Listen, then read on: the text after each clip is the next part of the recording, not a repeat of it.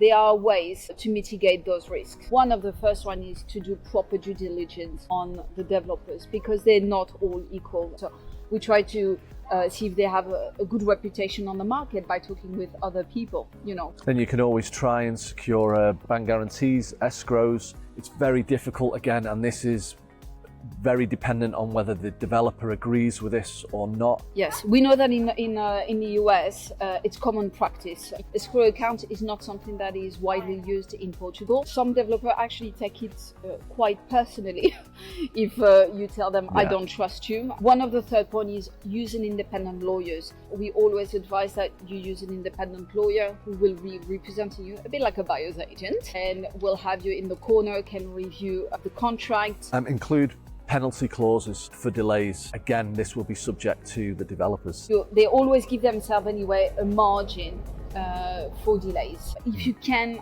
have your lawyer negotiate this point, I think that's very positive. Get an independent architect or your buyer's agent to do visits regularly. Most of you will not be in countries where the construction happens, so I think it's really important that you have trusted eyes who can go regularly, check everything is fine, that there's no change in the specs. Be very wary of over-promising, especially in terms of yield and views and things like this. Well, we talked about financial delays, so yes, you have to plan for the financial delays. You really need to be able to finance that part, and you need to be okay with it. And then I think the last point, very important, describe as much as possible in the promissory contract. You will go into the office, we'll have discussion, and you get all excited and you're imagining something, and things get lost, things changes. So it's very important just to keep the peace and make sure that we go back to what was agreed at the beginning.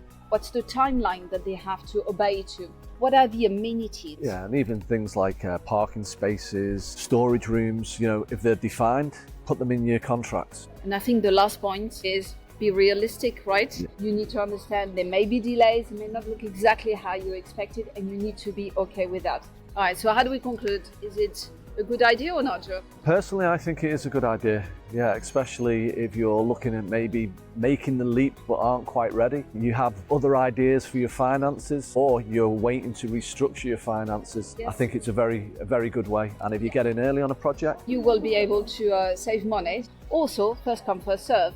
So if you come in early, you'll have the choice of the different units available. All right, so let us know in the comments what you think, and if you think it's a good idea to buy off plan in Portugal. Ciao for now. Bye. Bye-bye.